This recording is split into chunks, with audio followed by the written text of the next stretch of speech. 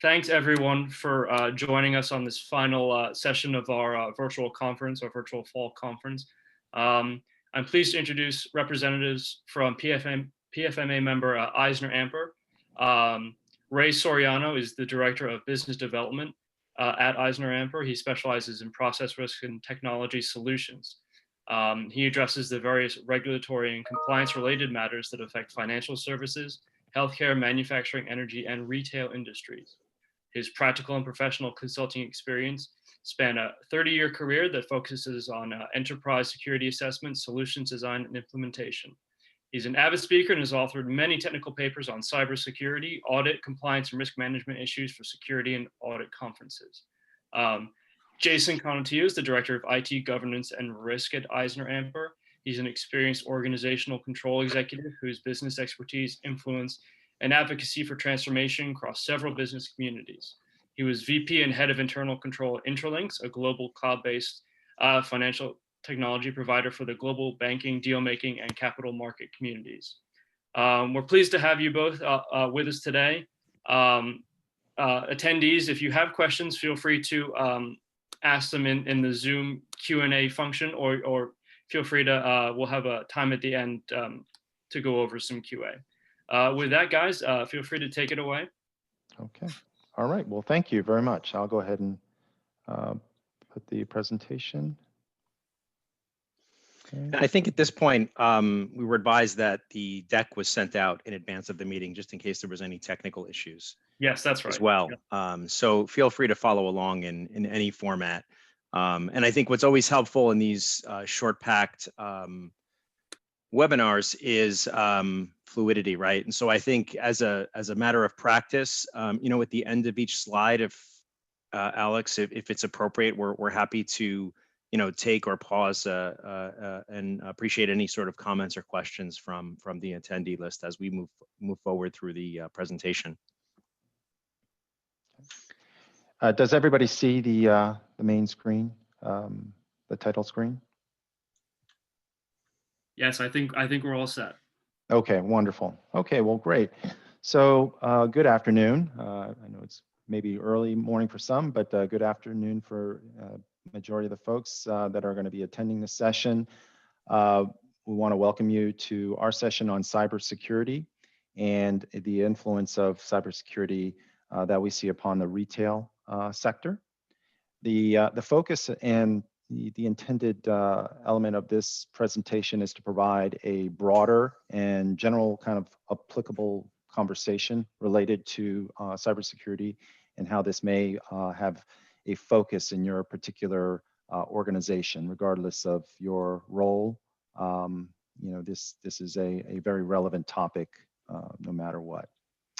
So, you know, as part of our agenda, we wanted to obviously give you a little bit of background, and I think Mike has already opened it up with, you know, some of our backgrounds, but, you know, just wanted to kind of level set and give you some of the insights of our experiences and how this relates to cybersecurity. I'm here with, as Mike mentioned, my esteemed colleague, Jason Conatillo, and the both of us are going to walk you through, or be the journeyman, if you will, to guide you through the various topics that we have here as subjects.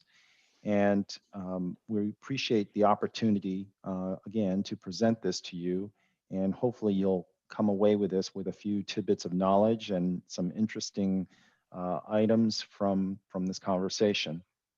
I'm personally conducting this presentation from sunny South Florida, and you know, assuming that, you know, majority of the folks are in the US, and I'm probably the furthest, you know, virtually. But as we were putting together our agenda, we wanted to be mindful of, you know, the type of conversation that we wanted to present here, the broad awareness that, you know, some attendees may or may not have related to cybersecurity. So we try to keep this at a very basic level of understanding.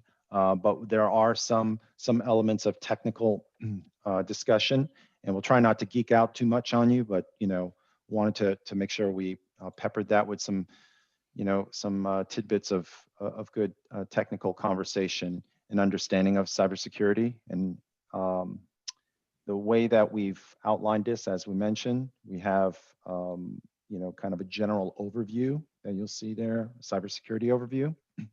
We'll then proceed into a conversation of kind of the threat landscape and some of the threats and risks that are prevailing in this particular sector. It's not, it's not exclusive to this sector, but what we're seeing.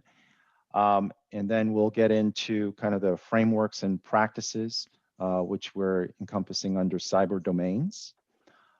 Then we'll get into a conversation of a little bit more about what EisnerAmper does and how we help and support other clients that have similar pain points and challenges related to cyber, and give you some instances and some excerpts of examples and use cases there.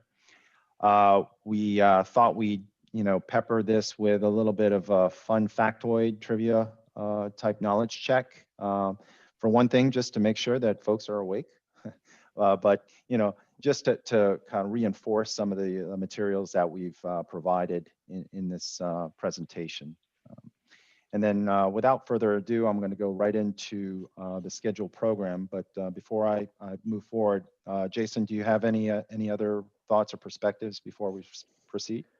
No, I think you covered it all, Ray. And I think the sort of important way to think about this, especially as we get past sort of an introduction over cybersecurity, is cybersecurity activities as well as the activities organizations are trying to prevent themselves from are synonymous across industry to industry, and there are some uniquities to the retail landscape, and we'll highlight some of those threats that we're seeing in our client landscape about midway through the presentation. And I think the overall thing to come away with is adoption, right? So every organization adopts a certain type of rigor, although it should be baseline to their organization based on the number of threats that they potentially may see as part of their business operations. And so I think the idea is there's no one size fits all.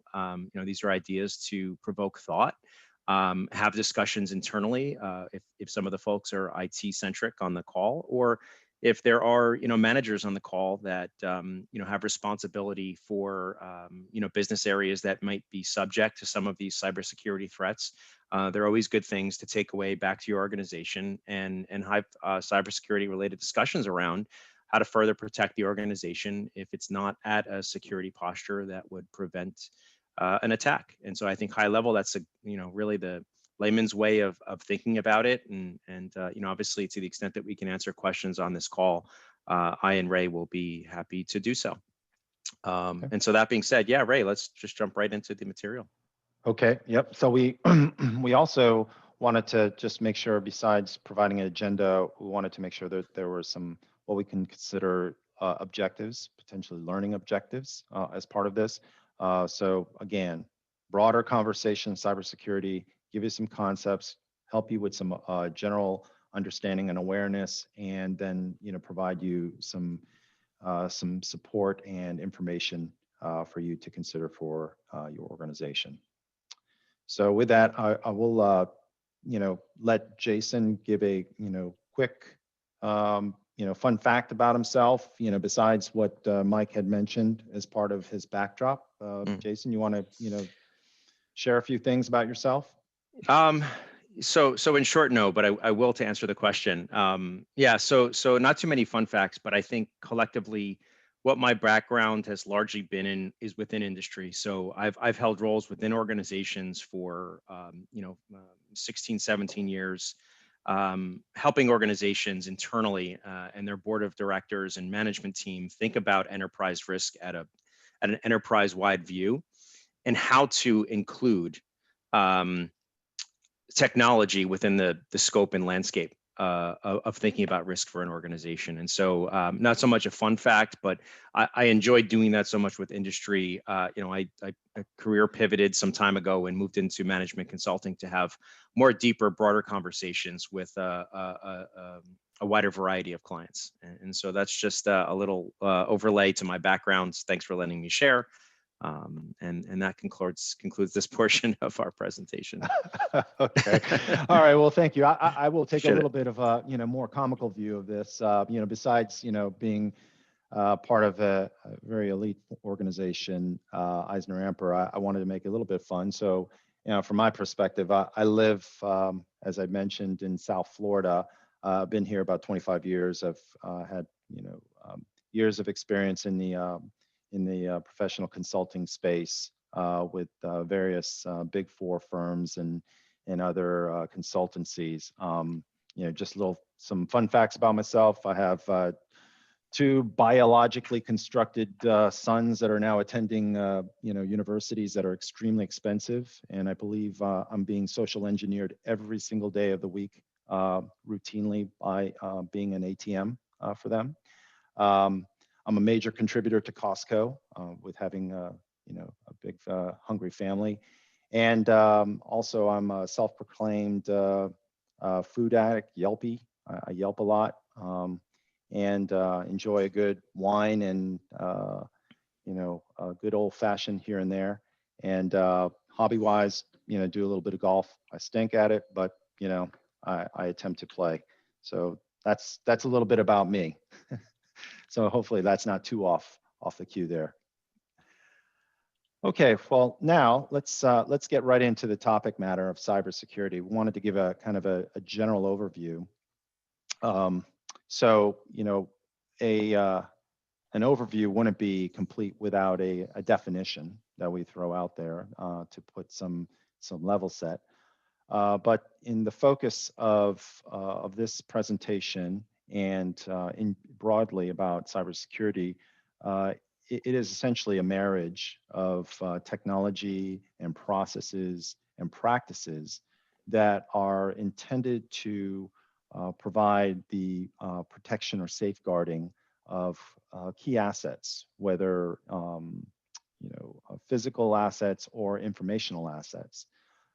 Is the safeguarding of these assets from unauthorized attack or damages, or even unauthorized access by what you can consider, adversaries or threat actors or malicious intent. The focus and the goal of an effective cybersecurity approach is essentially to follow the three tenets that we've listed here under the goals. We have confidentiality, which translates to the protection of information from unauthorized disclosure. We have integrity, which is the accuracy and the completeness of information in accordance with overall business values and expectations. Just this ensures that nothing is tampered. Then there's finally availability, and this is the ability to access information and resources required by said business processes. Something you think about in availability often is about continuity, how you maintain from a technical perspective backups and that type of strategy, and ensuring that you have the redundancy of information, information assets, and ensuring that those that are supposed to have access to those assets are legitimately set up to do so. The big challenge with cybersecurity, as we have defined it here, is in cybersecurity, I'm going to use synonymously with security in general throughout this. So hopefully it's not confusing you as we're going through this. But cybersecurity is an ongoing challenge, and it's a challenge because it's difficult to align cybersecurity with business goals and objectives, and to do so in a manner that is going to be cost efficient. So there's always the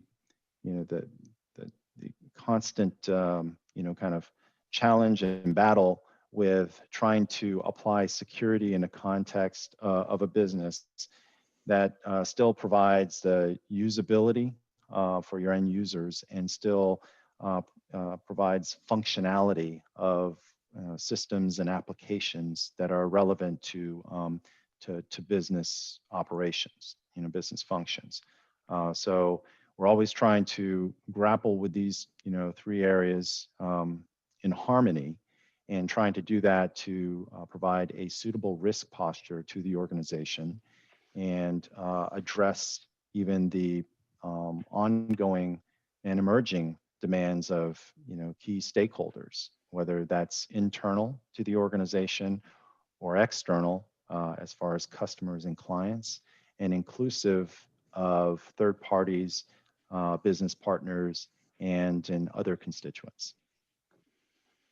And before we move to the next Oh, slide, Ray, okay. well, I think it's fine, but You want- going back to the pillars, I just wanted to Okay. create sort of a use case of relative to the retail setting. And so, just as we go into the next slide and talking about why are our retail customers talking to us about cybersecurity at this time, is, with respect to the pillars of cybersecurity, it is a complicated subject, as I mentioned earlier, and I think organizations take unique ways to install, security posture to protect their organization.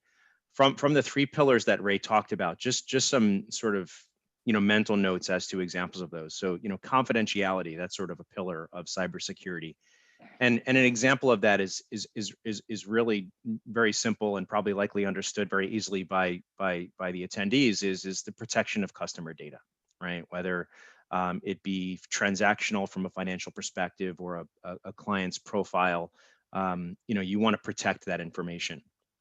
Integrity is really, if you think about it, accuracy, right? So you want to make sure that you're unaffected from threats so that you can identify accurate inventory levels for the products you're selling and availability in your stores, as well as, supporting accurate numbers for your supply chain, ordering, manufacturing, et cetera. And then, lastly, availability is just, let's simply put, staying online, right? So having your POS systems not go down mid-afternoon, having e-commerce availability 24/7 on your e-commerce websites. Just some examples to sort of bridge what we define as the cybersecurity framework to more or less some of the day-to-day things that you'd likely be familiar with from an operational perspective. And so, with that, I close on sort of the cybersecurity slide, and I think it ideally, what would be helpful now, and we'll do a pause at, I think, at the end of this slide to see if anybody has any questions or comments. Is we took we in preparation for this discussion, we took sort of a look at what, now that we sort of understand the elements of cybersecurity, why are our clients, in particular clients in the retail setting, that also align with some of your business focuses within retail, is why are they sort of coming to us and asking for help around cybersecurity and finding new ways to address cybersecurity needs or identify gaps that they may not be thinking about in an organization, which is where we typically choose value. And so, to jump in on that, one of the most pressing items that clients typically come to us, from your industry with a sense of urgency is around data protection, and I'll just call that more closely regulation. Right. So these are things where, clients have a global client set. They're worried about GDPR. They have clients or sort of customers in California, where the CCPA, which is another act that drives the need to have cybersecurity controls within your organization, and then New York as well. Right. So there's the requirements to protect customer, even one-time transaction customer with a profile, an address, and a credit card, how that information is managed throughout the life cycle of owning that data. And so, that's a big driver of conversations. And then, and installing safeguards over PII. But I think also data protection, we've seen an uptick in organizations that are in ecosystems such as retail, and they are partners within the overall supply chain from manufacturing, packaging, and retailing, that them all start to adopt operating standards, and I'll call them peer standards. These are the PCI data security requirements, or ISO, which some of you may be familiar with, which is the International Organization for Standardization. there's been a growing push for organizations to want to work with other organizations within their supply chain, and sometimes be required to through board mandates and stakeholder and shareholder initiatives to work with accredited organizations. And the two biggest accreditations we see in the standardization space is around business continuity and information security, which is tied in with cyber. The second being digitization. And so this is where organizations have grown from a technological profile over the last 10 years. They have grown and they've seen an increased number of risk exposures or attack surfaces that put them to risk from a cybersecurity event. Some of these things could be cloud-based technologies, having app interfaces with their e-commerce systems, offering Wi-Fi within retail settings, a myriad, just a couple of examples. But we're seeing them sort of think about, well, as we've expanded our attack surface, which essentially was minimal to zero historically, how should we be thinking about cybersecurity and all of these access points to our organization that could penetrate and seize data or operations? One interesting use case was a retailer that had grown over the last 5 years, both in terms of footprint size and revenue, but also in their digitization efforts, and they were still using a managed IT provider to provide them with information technology and security solutions that they were no longer fit to do. And we were asked to sort of pair up, right, with a new provider in that regard. And so it comes by way of that in the retail setting as well. Cyber survivability is another big aspect of why clients come to us. And so some of our retail clients, especially in manufactured goods and wholesale retail markets, they see events happen around them in their periphery, and they sort of question, could that happen to us, right? And so we call these peer events, and organizations are coming to us to sort of say, hey, do we have the ability to have resiliency? Can we maintain our critical business activities if we were to be subject to a phishing attack, or a unbeknownst employee clicks a bad link and malware gets installed in our organization? And so there's a lot more concerns over survivability, post a cyber attack. And so those are some really interesting conversations we have with clients. And then lastly is just emerging companies, right? So these are companies who haven't necessarily thought about cyber in the past. They have infrastructure, they have e-commerce presence, they've grown, and they're not necessarily affected by peer events, but they're thinking about themselves as a growing organization that needs to mature. We call them sort of mid-period or late adopters. And these are organizations that are just generally, from a stakeholder perspective, getting their head around security and looking for some general guidance to ensure they take the right path to installing the measures to protect their organization. And collectively, I think the overall response here is that, the conversation can be driven by a number of avenues. There's uniquities to all organizations that we speak to, but I would package them into these 4 big buckets that we see probably 90% of our cybersecurity conversations evolve around. And so, that being said, I think we can move to the next slide, but I also promised a pause. So, just want to ask more broadly, is there any thoughts or questions that we want to take at this time? Okay, if anyone has any questions, feel free to put them in the Q&A or the chat. I actually had something, and I don't know if you guys will be covering this in the throughout the rest of your slides. Given the fact that COVID has accelerated a lot of companies' moves, transitions, emphasis online, what's your level of concern that they may be getting sort of out over their skis when it comes to cybersecurity? And what advice would you give them to make sure that they're kind of building on a stable foundation when it comes to that transition, accelerated as it might be right now? Yeah, so great question, Mike, and yes, we will be covering it in 2 specific areas, later on. One with respect to some actual examples of threats that we've seen in our client space over, let's just call it, the last 9 months, but also, more collectively, the uptick in alternative technologies that Ray will talk about just, before we conclude, around these installation of new technologies that are required to operate a touchless business, right? And so how to sort of conceptualize and think about that from a framework perspective. And so yeah, absolutely. And those are the two main avenues. We'll talk about that. And we'll spend an extra few minutes on that. Also taking questions where we can, if that's, a critical area for the attendees. Great, thank you. Thank you. Okay. All right. Well, let me take this one, Jason.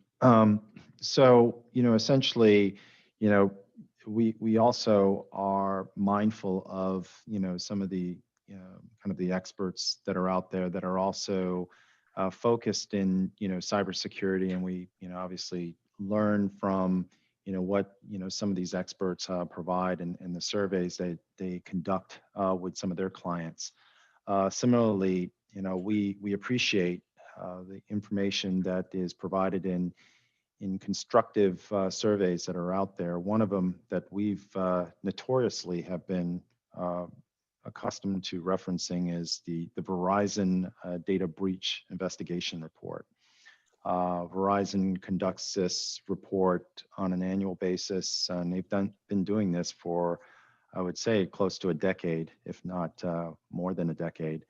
And as part of that report, they survey various respondents about incident activities that are occurring within the organization that they're willingly, not necessarily the details, but kind of the generalities of those incidents, and also about the actual breach activities and procedures. And from a cybersecurity perspective, you're going to hear often incidents versus breaches.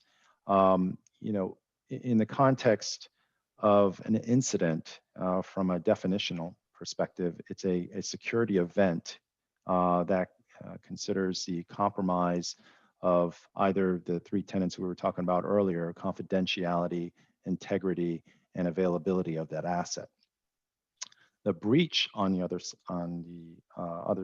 other hand, is really taking it to the next level of a confirmed disclosure. So it's an actual incident that has translated into something that has been confirmed, and it's not potential. It is an actual issue related to the exposure of data to an unauthorized party.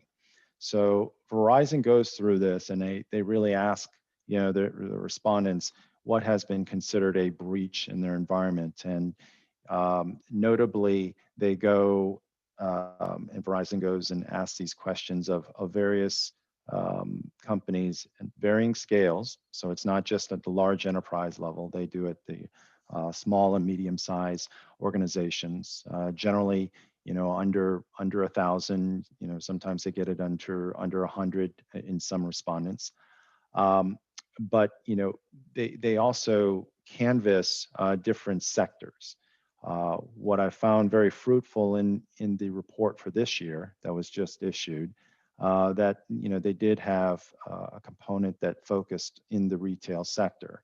For this one, it was really more from what they considered under the categories of accommodation and food services. So generally in the food industry, and they also have a similar one for a broader retail focus. But in short, they were very similar, and there was some goodness that was kind of highlighted in the report, that notoriously point of sale has been a ripe area for adversaries to attack. It doesn't seem like it is the dominant breach area as it was in years past. So there has been some transition and focus of the attackers towards other avenues. But having those other avenues is the bad news. The attackers are trying to get smarter at identifying other angles of getting into the environment, trying to extract and exfiltrate information. They're trying to compromise databases and systems of record. for particular, elements that are associated with generally money and what is considered personally identifiable information. These remain, according to the report, high motivators for the attackers. And in addition to the attack strategies that these folks are doing, they are also looking at providing crimeware or malware, and in some instance ransomware, if you will, to basically attack an organization, and they do it through various techniques, whether it's through phishing schemes or if it's malicious code that's being injected to an end user or through an application, and we'll later talk about some other kind of novel ways that they're doing that against these retail industry clients and customers. What's also interesting as part of the report, while POS attacks like card skimming and those type of things that have occurred in the past, years past, are maybe on the decline, so to speak. The uptick is really in web application-based attacks. So we're seeing a greater proliferation, according to the report, that attackers are looking at different avenues. Part of the reasoning behind that also may be a construct of how we are transforming or transitioning some of our technologies to become more web enabled. So as more and more companies think about, enabling more e-commerce or, interaction with their customers through web, that introduces another avenue of opportunity for the attacker.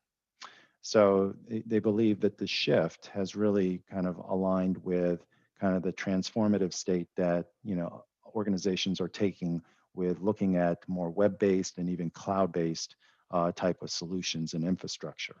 So, this lends itself to also, another area of focus that companies might need to think about is, having more enforceable policies and expectations of not only of what they do for themselves as far as setting up the infrastructure, but imposing that upon their business partners and the providers that are serving these infrastructures for the organizations. So the whole concept of the principle of trust and establishing, limited privilege is something that I think, some organizations are very immature at doing, and that we see with some of our clients and trying to develop a strategy to manage third-party risk. Finally, what I'll say about the report that was also of interest, as I mentioned, the attacker doesn't have any affinity towards just large organizations. They look at it from, all walks of life, the small mom and pop organizations, all the way up the walks of life. The target base, that they surveyed in the report, while a predominant focus of the breaches was really concentrated for larger organizations. If you look at it from the actual percentages of not only just the incident, but the breaches that occurred with the smaller organizations, essentially it was roughly about a 54% percentage of confirmed data disclosures that occurred with the smaller organizations. So what that meant in short was, the maturity of these smaller organizations weren't equipped to handle some of the cyber challenges that that the larger organizations are doing. So just wanted to highlight that as part of the report, and kind of where we look for sources of information as a professional services organization. Jason, you have anything else to offer on the report, or can we just move on to the next point? think you're on mute. Thanks, Ray. No, let's jump to the next slide. Let's get into some threat examples for retailers that we can Perfect. go through and spend some time talking about that exist both pre and post pandemic. Awesome. That's right. So here we go. I'll let you kind of lead it off here as far as things that you want to focus on, because there's quite a variety of threats that we're seeing or that are relevant to from a retail perspective. But any particular ones that you want to kind of zero in on off the bat? Yeah. I mean, I think collectively the top three, or the first three listed here, involve user rights administration, right? And so, generally this is, as I mentioned earlier, there's some alignment with the needs of other industries and not so unique to a retailer, but a retailer is not without threat opportunities in regards to users within its organization, and having defined networks that segment corporate type information away from store and locational based activities, and so also the types of users, right? And so someone at a corporate setting should have different roles from somebody who works that's given email or computer or laptop access that works out in the field, and so these are and I think lastly is just sort of training and awareness, right? And so who should access and how should they be able to access it are very simple questions to ask, and organizations should just divide up what that looks like and rely on their IT departments to install appropriate what we call identity access management programs. And so that's just something you want to make sure you have installed. And that's sort of a baseline foundational item for retailers, especially where they have both corporate and retail settings as well. And then lastly to that is sort of social engineered. And so this is users. A lot of times attacks come through the user base, right? And so phishing emails, suspicious links, requests for information to a particular employee that looks like a valid email address, and asking for a client list, or asking for ordering information, et cetera. Sometimes employees are subject to that. And so those are the social engineering methods that generally are more often than not thwarted by something as simple as semi-annual employee training. And maybe many of you are doing these things already. And I think the idea is if you are, then you're in a boat that has developed some baseline or foundational approaches to its developing its security posture. Then getting into transfer of confidential information to unauthorized third parties. This is generally through the use of what I just mentioned, sort of the accidental delivery of information by an employee, but also organizations. They share information back and forth with others in their supply chain, right? To procure and manufacture goods, to establish logistical data for deliveries and locations. And there's information that goes to the suppliers, goes to folks in the supply chain, and back and forth. And sometimes this information can be sent via email that's what we would just sort of call unencrypted, right? And so information that's put out over a firewall should have a baseline encryption mechanism. We've seen some organizations ban email information delivery altogether with folks in their supply chain, and make the use of virtual data rooms or other sort of security based programs such as SharePoint and Office 365, or Box, or in a very intense degree leverage a product called a virtual data room that's offered by a company such as Intralinks in the market space. And these are super secure information transfer points for organizations to share confidential or proprietary information, especially those that align with its value proposition, especially if it's a large market leader in its business. And so those will always be threats. They have been since the advent of computing, but certainly those you want to make sure that your organizations have a foundational view as to how it protects it these things across the board, right? Both at the corporate setting as well as in sort of the retail setting as well. The next one is probably something that resonates with what Mike had mentioned, and as well as something that's probably relevant to you all as you think about your business during the pandemic and post-pandemic, is this concept of Internet of Things, devices that could potentially become compromised. And so I think, look, the simple way to think about that is twofold for us when we have conversations with clients. Is that the Internet of Things creates an environment where there's a vast increase in the number of devices that are connected to, let's just call them your data points. And the first big driver that we've seen is the customer service experience, right? Or the CX that essentially is evolved. And it was evolving before, and it's evolved even more strongly now. And there's been a vast focus for retailers, even in the food retail setting, on enhancing in-store experiences, right? And so just something as simple as that, of having people connect to Wi-Fi networks associated with a retail setting, people using their cell phones to scan QR codes on packaging within your store, and sometimes even on your own store branded products. Security systems. So beyond that, right, we have a whole host of new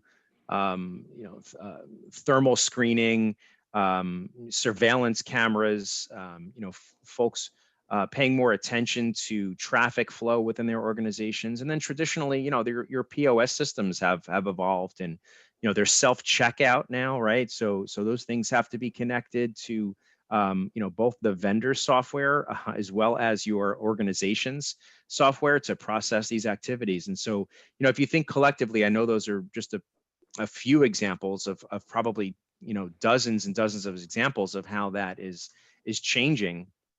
That is increasing the attack surface for organizations, and while doing so is good for business, there needs to be alignment from both the business, whether they work with a vendor or work internally with their IT organization, to be in lockstep, right? This is how our business is expanding and evolving, and we want to understand how we continue to protect our organization from cyber threats in that way.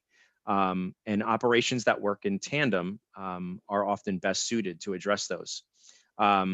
The second big one is just sort of remote work in a post-pandemic world, right? And essentially what we've sort of defined this as is the blind spot for organizations as the pandemic onset.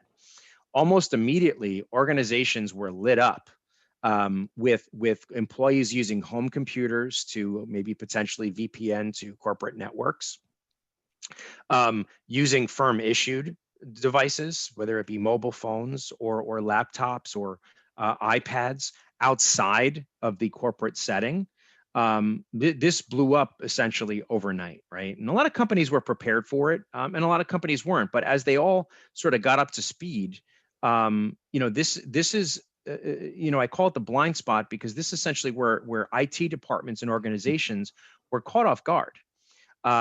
Because they don't have the transparency to the number of devices connected to their networks and connected to their organization as they do with what we would sort of highlight earlier as sort of those in-store devices, where the company owns the installation of security cameras and PO systems and thermal imaging and for temperature recording.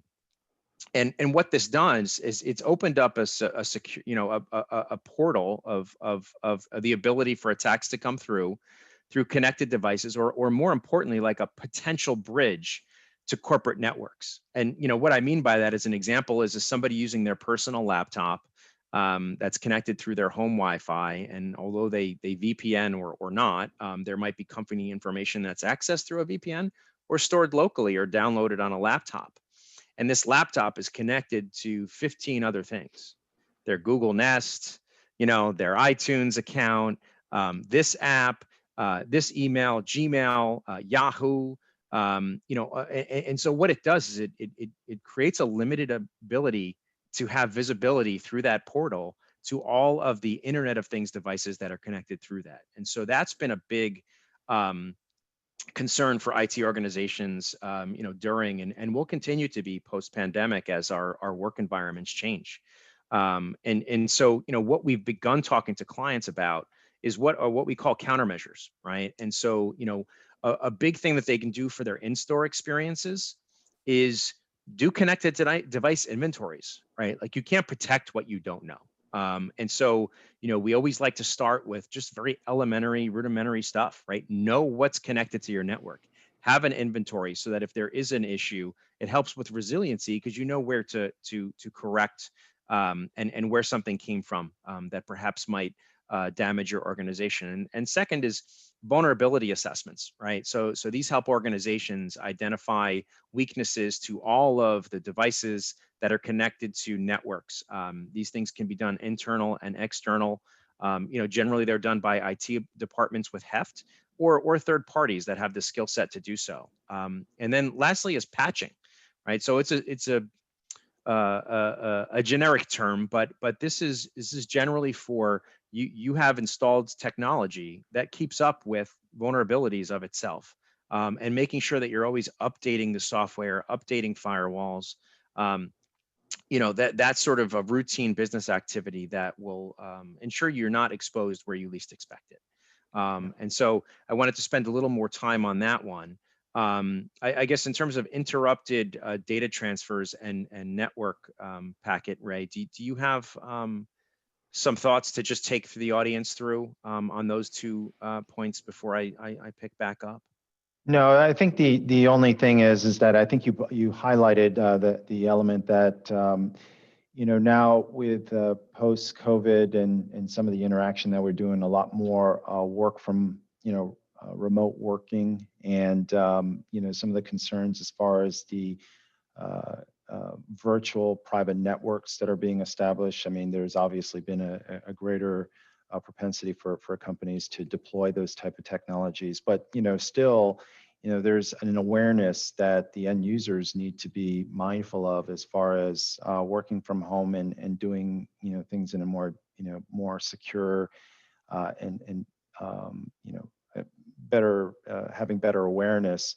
And I think that kind of lines up to, I see a question out here, and the reason why I'm trying to link those two, because I think there's some general security awareness that needs to be provided to users. So when we talk about intercepted data transfers and network packet, that seems very, wow, that's like very, deep and dark and everything, but it's really not that difficult for somebody as an outsider to be able to have access to data that is not encrypted. So if they can what they call sniff the lines if they're going over wireless networks, unsecured wireless networks, or if there's applications that are out there that aren't providing the SSL locks appropriately. The attackers are looking at that. And so the question that I want to make sure that we're addressing also that was posed is, this person, and I'll read it verbatim. As a company, we struggle with getting our employees to grasp the common sense aspect of reviewing emails prior to opening. Any of them, their attachments may be suspect to potentially dangerous, inspection. How can we best approach a training program for these type of situations? So you have any thoughts there, Jason, before we kind of move on? Yeah, so I think there's two types of training programs. One is what I would call preventative based, and the other being detective based. So preventative training is having security awareness training for employees. And so this is doing some virtual learning, which you can do on LinkedIn or Zoom learning sessions. And Eisner oftentimes has roundtables where it talks about these sort of things. But collectively, awareness is first and foremost on a preventative basis. On a detective basis, you have to practice your organization. And so the only way you get good at something is practicing.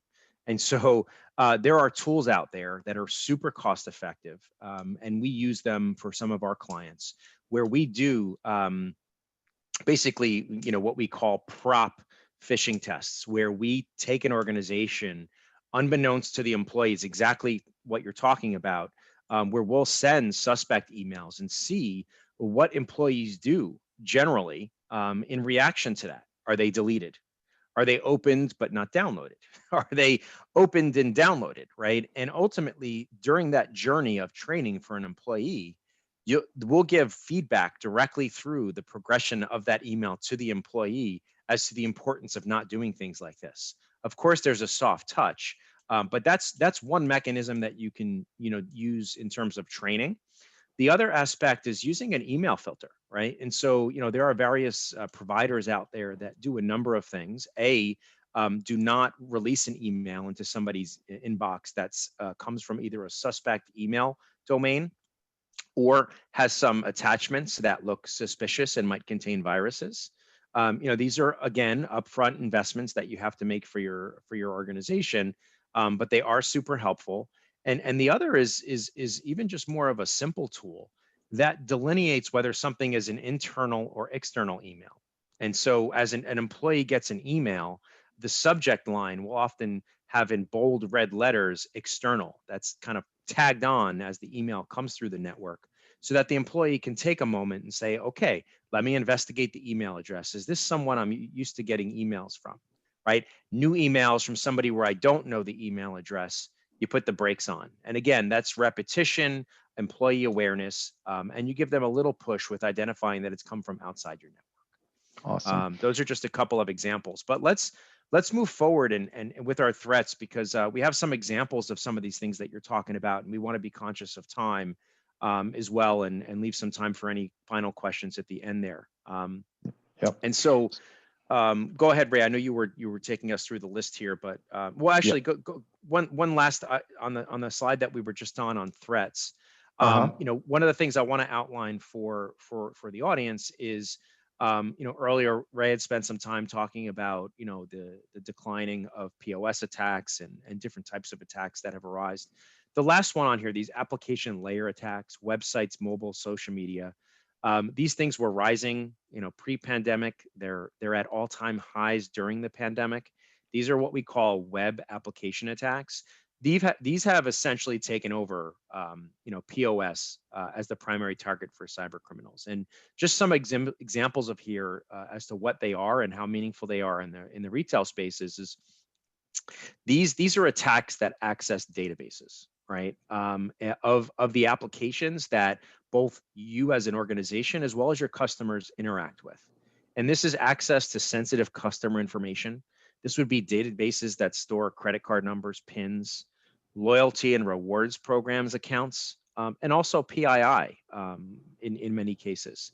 And so they not only access the information that winds up somewhere outside of your network, as you've probably heard many instances about on the news the last couple of years, but sometimes malware is not even so much interested in stealing your data, but almost crippling operations and damaging your ability to have access to it, which is that availability factor, is something. And so, some countermeasures, so that I can address any questions about how organizations address that is essentially, I'm sure you've heard the term firewall before. There are firewalls that made specifically for web applications. So these things inspect traffic that come to the organization's website, network, et cetera, that are focused specifically on preventing these type of attacks. It's an incremental security measure, super well worth the spend. And then another item that a lot of times people forget to think about is that, we think of firewalls as we think about tires on your car, right? So technologies change, capabilities change. A firewall for your organization at any layer is not a set it and forget it item, right? These things every 3, 4, and probably at the most 5 years should essentially be wiped out and reinstalled with the market leader at the time, and a cost-effective firewall solution for your organization. And so I wanted to sort of cover that because that is a high priority item for organizations in the retail space right now. And so that being said, I conclude on our threats portion, and we have some specific dialed in examples of things that you might be seeing as well. Yeah. So just to kind of be brief on this one, because I also want to be mindful of some of the other materials that we have to present. This one is relevant to kind of our current situation. As part of the pandemic, it's not uncommon for us to go into restaurants and having to download menus that are available at a particular restaurant or restaurant location. And so just to be mindful, I think that the main concept here is that an attacker can utilize a QC code because essentially it's just a reference to a URL or some other link that an unsuspected user or one that isn't really vigilant in considering what this code is going to really do, they just need to be mindful of that. An attacker can take information and orient use the QC code as a way to draw them to a particular malicious site. And there are known instances of this occurring in the wild. Obviously, this is just common day for us. I don't know if you can necessarily change behaviors automatically of folks to not scan. That would be pretty foolish. I think you just have to be vigilant. Is the main point here. I agree. As we see the landscape of QR codes increase, we see them on targeted marketing and in-store experiences. We see them show up on packages. We see them in QSR settings on tables to download menus on your phone. They're all over now, right? And so they found new life during the pandemic. We've all used them. I ate at a restaurant last night and I scanned the menu on my phone. And there were 3 of them on the computer, on the table. And as we were thinking about preparing for this, I said, "Wow, I wonder if one of these was put here by somebody who sat at the table before us, right? And where is it going to take me, and what is it going to do to my phone, and how could it use my access to my company network through my phone to potentially cause malicious activity?" And so, look, these things are coming up as part of the touchless experience. And so, as we talked about earlier, thinking about your inventory of access points, this essentially provides another access point. And on top of it, what it does, it also, if there are attacks that are created using these codes, or what we'd call phony codes, you can't prevent, or what I like to call, you can't stop scanning, right? And so if you're in a flagship store and there is a QR code somewhere, a curious customer is going to walk through and scan it, even if there's nothing associated with it that it's in your store. And so just think about this in terms of increasing your attack surface and also potentially damaging your customer's experience if in fact there was a malicious link or it took them to somewhere other than where they were intending to go. All right. So let's move on to the next one. I thought this is another interesting tax situation that companies should be mindful of. Nowadays, wireless is virtually everywhere. We can essentially go into any of the coffee shops or restaurants and get free Wi-Fi access. But unknowingly that the customers and even employees of the organization may be connecting to these targeted access points. And so the point is that an attacker can impersonate an access point. What you're seeing there is an antenna. It's called a pineapple.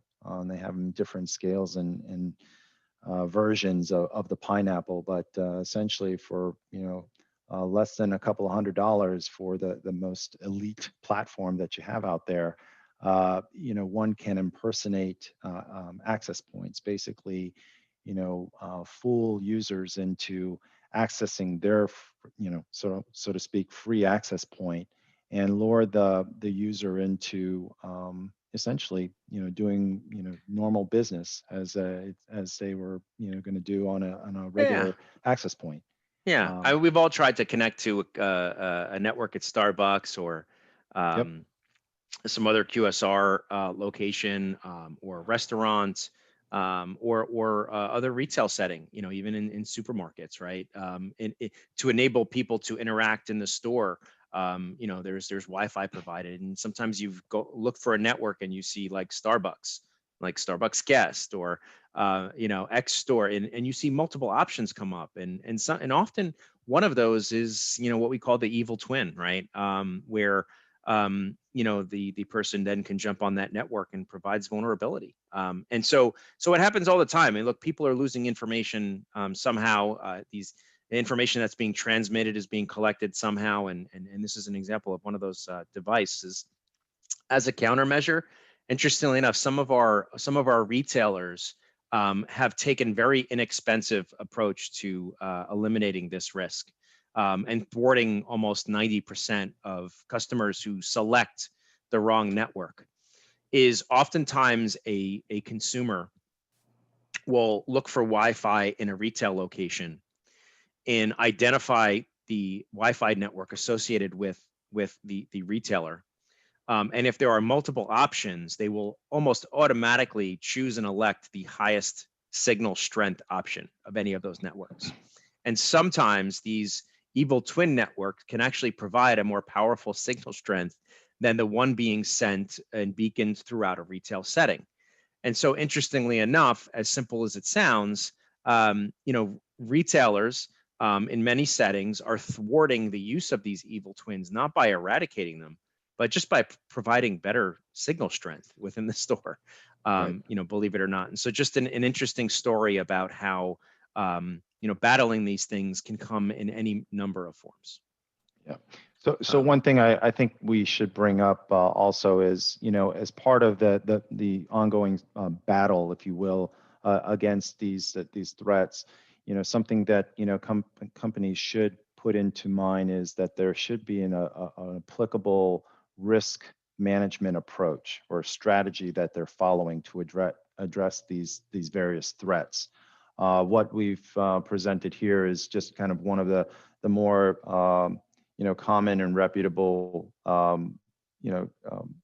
programs that are established for risk management strategies through the National Institute of Standards and Technology.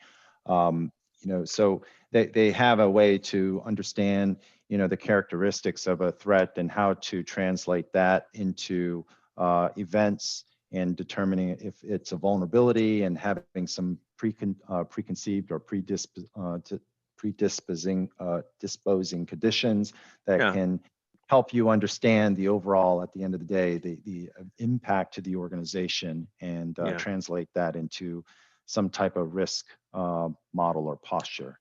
I think it's always helpful. Like sometimes, look, hey, I want to go from point A to point B, and you pull out your GPS. I think this is certainly a technical diagram we use on a very detailed basis with constructing engagements for our clients.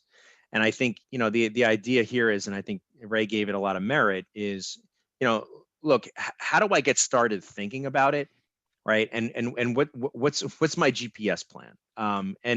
And really, it's that vertical gray area with understanding your vulnerabilities. What am I predisposed to, right? What's my attack surface? We've talked about that in a couple of use cases.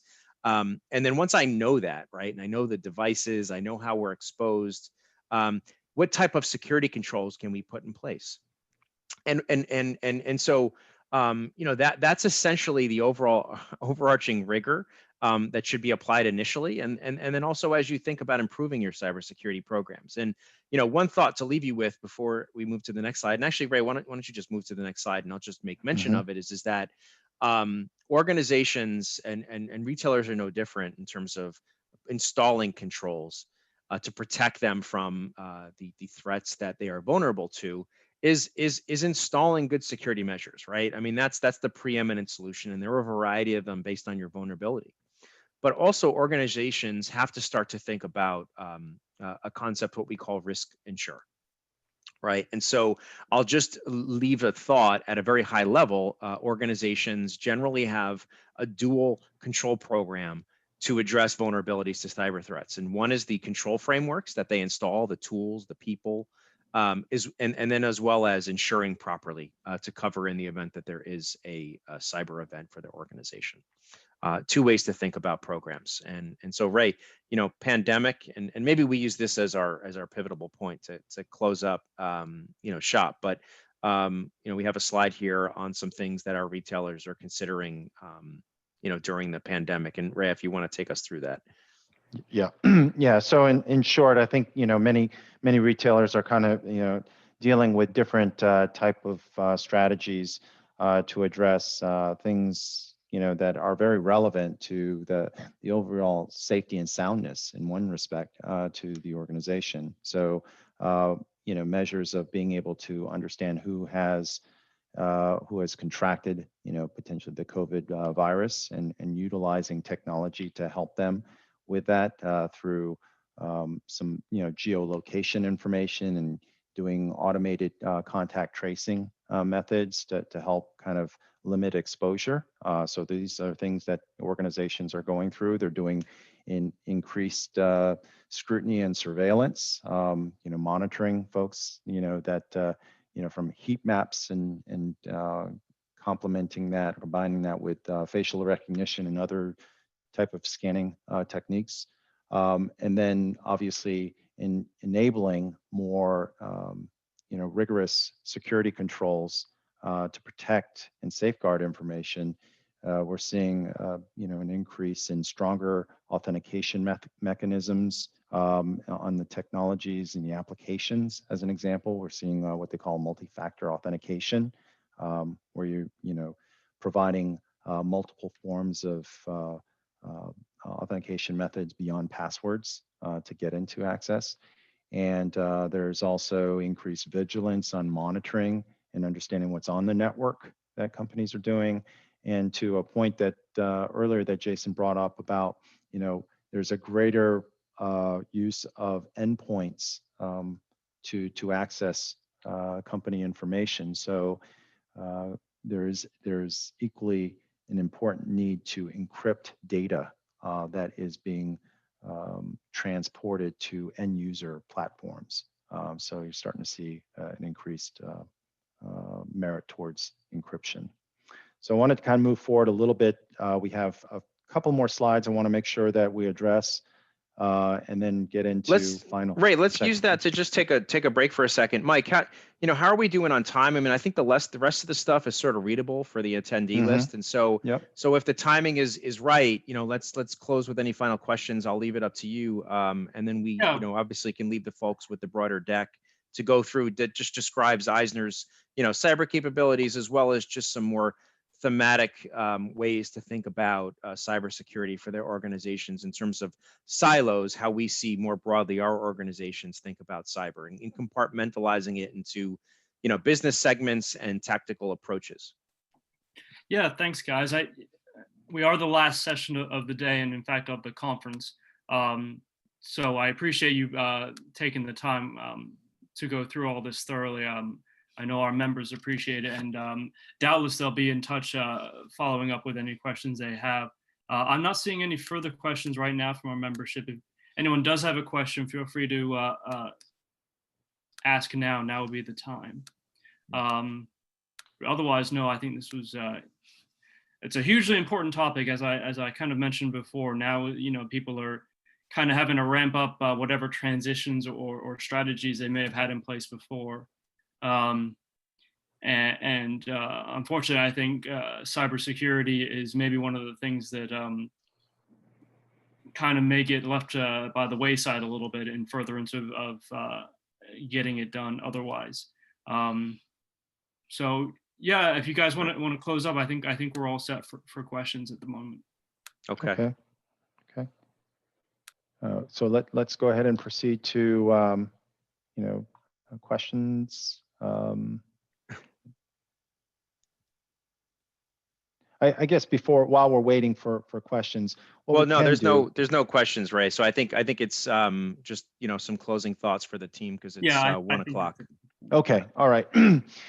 Yeah, so I'll just end this note from my vantage point, and then Jason, I'll allow you to key in a few things. Obviously, cybersecurity is a very important element to EisnerAmper as part of supporting our clients. This is what we focus on an ongoing and routine basis. Part of the process risk and technology solutions group, what our team is focused on is looking at overall digital risk, cyber risk, inclusive of that, and taking that and trying to address that with innovative and creative ways from a digitization, digital platforms, and overall just technical innovation, and trying to manage, mitigate, eradicate challenge and threats that you're seeing here and risks to the organization. So we have a complement of different solutions, and if you have any further interest to talk to Eisner, certainly we would be in open arms in talking to you and having conversations about some of your pain points. And I'm going to transition to Jason to close it out with any final thoughts about the presentation. Yeah, so I mean, first and foremost, thank you to the association for allowing us to present some of these. I'd call them topical, right? We didn't want to get overly technical, but certainly wanted to introduce the concept of cybersecurity, specific threats that we're seeing clients exposed to in the retail space, and then also what are our clients coming to us about that are in the retail setting, and why are they coming to us? And so I think the thing to sort of take away, and the thing that I highlight is look, are the things that are affecting peers also affecting you? Get a genuine start on conversations around those items, whether it be data protection or supply chain needs, or some events that are happening within your industry that you don't want to happen to you. Talk with your IT departments, understand and apply strategy to them, right? So there's no one size fits all, but I think cybersecurity, and in particular information security, needs to be part of a holistic risk management view from a manager in an organization, whether it be at the top or somebody who's responsible for a division or department. And ensure that the IT department, and if you're some technologist, be proactive, right? Develop strategy. Hey, we know how the world has changed over the last 9 to 10 months.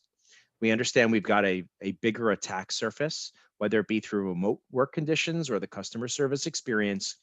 And what is the strategy we're putting together to build to protect our organization against that? And I think that that's a nice fluid strategy to have conversations within your organization post this call, and as well as anyone that you bring into the fold to help improve your security posture. So at a high level, that's the biggest takeaway for me if I was sitting on the other end of the presentation. And hopefully that outlines just some meaningful steps that you can take, post this call if you're not already in those conversations already. And again, thanks again on behalf of myself and Ray and EisnerAmper, and we appreciate the time. Guys, thank you so much. I think our president and CEO, Alex, is just going to close us out, this being the final session of our conference here. Yeah, thanks, guys. Appreciate your presentation and all the information that you shared today. We're proud to partner with EisnerAmper as a member and as a resource. Folks have questions, please reach out to us on the presentation, and any other services or interests you might have in the folks at EisnerAmper. We work with them closely. Thanks for all your efforts and for the interesting information. And this actually concludes our session today. It concludes our legislative conference. This is the final session. So we went out on top, as they say, and we appreciate everybody participating, and all the presenters and sponsors for making it a great conference. Our next event is going to be in the summer, most likely. We'll have our annual meeting in June, hopefully in person in Gettysburg. But we appreciate everybody presenting and participating for helping make this a great event. Thanks, everybody.